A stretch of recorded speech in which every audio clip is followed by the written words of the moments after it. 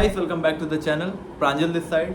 सो guys इस video में हम बात करेंगे कि अगर आप मर्चेंट नेवी ज्वाइन करना चाहते हो तो वो कौन सा एग्ज़ाम है जिससे आप मर्चेंट नेवी में एंट्रेंस ले सकते हो, कौन से वो कोर्सेज होते हैं जिनसे आप मर्चेंट नेवी ज्वाइन कर सकते हो, कौन से साइड होते हैं मर्चेंट नेवी में, मतलब सारा कुछ डिटेल इस वीडियो में हम बता रहे होंगे। वीडियो बिना स्किप किए पूरा देखिएगा जिससे आपको कोई डाउट ना हो ज्वाइनिंग के रिगार्डिंग। तो गाइस मर्चेंट नेवी में दो साइड होता है, पहला होता है डेक साइड, दूसरा होता है इंजन साइड। जो कैप्टन होता है वो हमारा डेक साइड का होता है और जो चीफ इंजीनियर होता है वो हमारा इंजन साइड का होता है। तो मान लो अगर आपको कैप्टन बनना है शिप का तो आप डेक साइड के लिए जाओ। तो डेक साइड ज्वाइन करने के लिए आपको क्या करना हो, तो गाइस डेक साइड ज्वाइन करने के लिए दो कोर्सेज होते हैं। उन दो कोर्सेज में से आप कोई भी कोर्स करके आप मर्चेंट नेवी डेक साइड जा सकते हो। जो पहला कोर्स होता है वो होता है DNS, जिसका नाम होता है, फुल फॉर्म होता है diploma in nautical science leading to BSc। ये लीडिंग टू BSc क्या है मैं आपको बता रहा हूँ आगे। और दूसरा होता है BSc इन नॉटिकल साइंस, जो दूसरा कोर्स होता है। तो ये दोनों कोर्स में से आप कोई भी एक कोर्स करके आप डेक साइड ज्वाइन कर सकते हो एज अ डेक कैडेट। जो दूसरा साइड होता है मर्चेंट नेवी का वो होता है इंजन साइड, जो कि इंजीनियर का साइड होता है, इंजीनियरिंग डिपार्टमेंट होता है।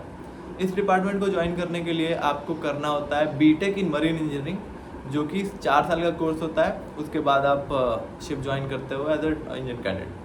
तो चलिए सबसे पहले बात करते हैं DNS की, जो कि होता है डिप्लोमा इन नॉटिकल साइंस। तो डिप्लोमा इन नॉटिकल साइंस सिर्फ 1 साल का कोर्स होता है।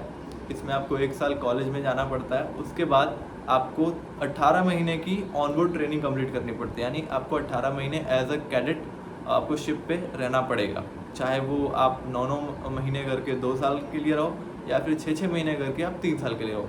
आपके कॉन्ट्रैक्ट के ऊपर वो डिपेंड करेगा कि आपको आपकी कंपनी कौन सा कॉन्ट्रैक्ट दे रही है। और फिर क्या होगा कि जब आप ये कैडेटशिप कंप्लीट कर लोगे और आप जब 3rd ऑफिसर बन जाओगे अपना एग्ज़ाम देने के बाद, तो क्या होगा ना, आपको एक BSc की डिग्री मिल जाएगी। ये diploma in nautical science leading to BSc का मतलब यही था कि आप जब कैडेटशिप कंप्लीट करते हो और जब आप 3rd ऑफिसर बनते हो अपने एग्ज़ाम देने के बाद, तो आपको BSc नॉटिकल साइंस की डिग्री मिलती है। ठीक है, जो डिग्री होती है ना BSc नॉटिकल साइंस की, वो होती है बैचलर्स डिग्री। यानी कि बहुत सारे बच्चे ये होते हैं कि मतलब वो सोचते हैं कि अगर मैंने ये डिप्लोमा कोर्स किया तो बाद में मुझे गवर्नमेंट जॉब मतलब के लिए अप्लाई करने का वो नहीं मिलेगा क्योंकि मेरे पास बैचलर्स डिग्री है ही नहीं। तो उनके लिए यह है कि अगर आप कैडेटशिप कंप्लीट करोगे तो आपको एक बैचलर डिग्री मिल जाएगी BSc नॉटिकल साइंस की। ठीक है, तो कोई टेंशन नहीं लेना है। अगर बाद में आपको मान लो आपको लगता है कि मुझे कोई दूसरे गवर्नमेंट एग्ज़ाम की प्रिपरेशन करनी है तो आपको बैचलर डिग्री मिल जाएगी, आप वहाँ से कर सकते हो। ठीक है, अब हम बात कर लेते हैं दूसरे कोर्स की, जो कि है BSc नॉटिकल साइंस। तो BSc नॉटिकल साइंस 3 साल का कोर्स होता है।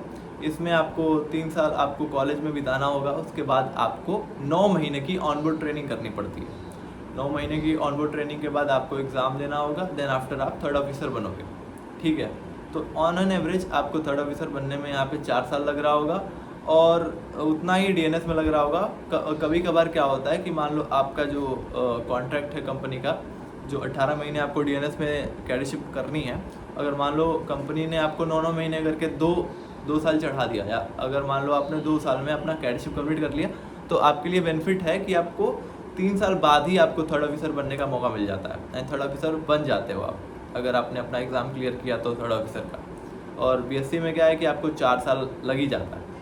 ठीक है, तो ये रही DNS वर्सेस BSc। अगर मैं बताऊं आपको कि आपको कौन सा करना चाहिए, DNS या फिर BSc में, तो मैं प्रीफर करूंगा कि आप DNS करो।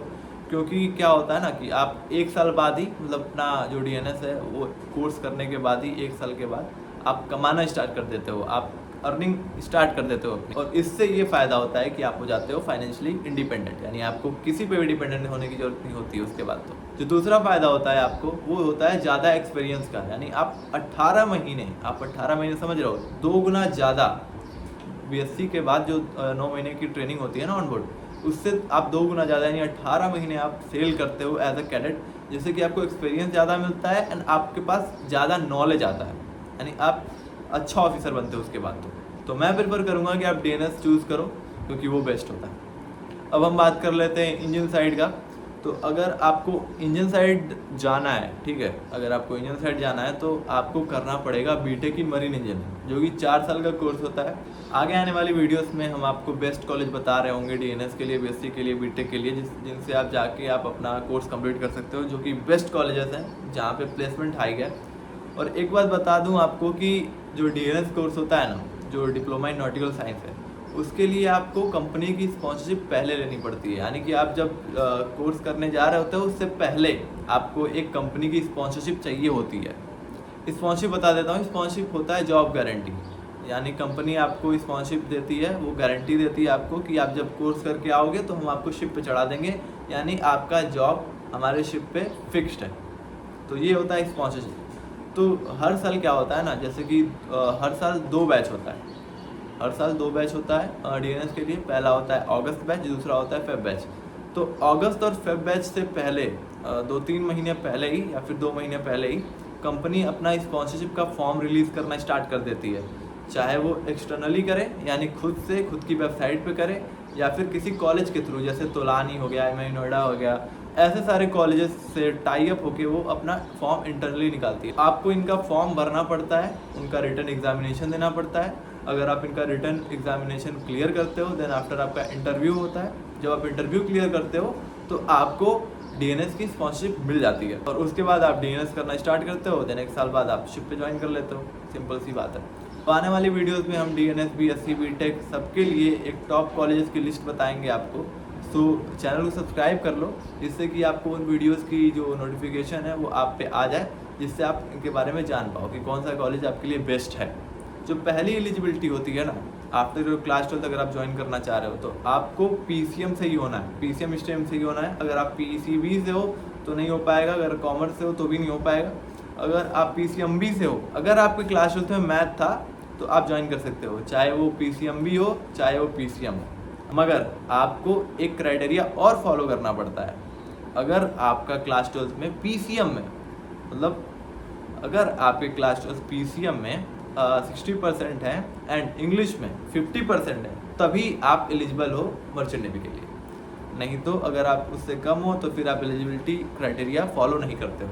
अगर आप एक क्लास 12 के स्टूडेंट हो, अगर आपका रिजल्ट आया है इसी साल, तो आप उसको मतलब रिवोल्यूशन के लिए भर सकते हो, इम्प्रूवमेंट के लिए भर सकते हो और अच्छा मार्क्स ला सकते हो। अगर आप एक ड्रॉपर हो, अगर आप कुछ नहीं कर सकते उसके रिगार्डिंग, अपने इम्प्रूवमेंट के रिगार्डिंग, तो आने वाली वीडियोस में हम बताएंगे कि और कौन कौन से प्रोसेस होते हैं कि अगर मान लो आपका क्लास 12 में आपके PCM में या फिर इंग्लिश में कम नंबर है, तो आप कौन सा प्रोसीजर फॉलो करके आप मर्चेंट नेवी में आ सकते हो। So please subscribe and stay tune to our channel so that you can not miss any kind of video that we upload here। तो शायद ये वीडियो आपको कोई सेंस बनाई होगी, शायद आपका डाउट क्लियर हुआ होगा कि आपको मर्चेंट नेवी कैसे ज्वाइन करना है आफ्टर क्लास 12। तो हम बात करते हैं इसका एंट्रेंस एग्जामिनेशन जो होता है वो कौन सा होता है। मर्चेंट नेवी ज्वाइन करने के लिए आपको आफ्टर क्लास 12 आपको देना होता है IMU-CET का examination, Indian maritime university common entrance test. ये हर साल जून में होता है, ठीक है। तो आपको ये एग्जामिनेशन देना होगा, जिससे एक रैंक आता है आपका। उस रैंक के बेसिस पे आपको कॉलेज अलॉट होता है BSc और BTech में। और DNS में क्या होता है कि आपको स्पॉन्सरशिप क्लियर करना होता है और IMU-CET में अंडर 3000 रैंक लाना होता है, दैट्स इट। और ओवरऑल रैंक की बात करूं, अगर आपको BSc BTech करना है तो आपको ओवरऑल भी 3000 रैंक लाना ही पड़ेगा। और IMU-CET में 3000 रैंक लाना बहुत ही ईजी होता है। अगर आपको IMU-CET के रिगार्डिंग या फिर स्पॉन्सरशिप के रिगार्डिंग कोई भी हेल्प चाहिए, कोई भी मेंटरशिप चाहिए, तो ऊपर दिए गए नंबर पे आप मैसेज करो, हम आपको कांटेक्ट करेंगे एंड हम आपको फर्दर गाइड करेंगे IMU-CET के रिगार्डिंग एंड स्पॉन्सरशिप के रिगार्डिंग। अगर आप इंटरेस्टेड हो तो ऊपर दिए गए नंबर पे आप मैसेज करो, या फिर हमारे डिस्क्रिप्शन में जाओ, वहाँ पे एक गूगल फॉर्म का लिंक होगा, उसे भर दो। आप उसे भरोगे तो हमारी टीम आपको कांटेक्ट करेगी IMU-CET और स्पॉन्सरशिप के रिगार्डिंग आपको हेल्प करने के लिए। सो गाइस, जल्दी से जाके गूगल फॉर्म भर दो एंड अपनी प्रिपरेशन जल्दी से स्टार्ट कर दो, जिससे कि आप मर्चेंट नेवी करियर में जाने के लिए अपना पहला कदम उठा सको। तो आज के वीडियो के लिए बस इतना ही। अगर आपको कोई डाउट है तो आप नीचे कमेंट करो और चैनल को प्लीज़ सब्सक्राइब करो। मिलते हैं अगली वीडियो में, तब तक के लिए आई एम साइनिंग आउट।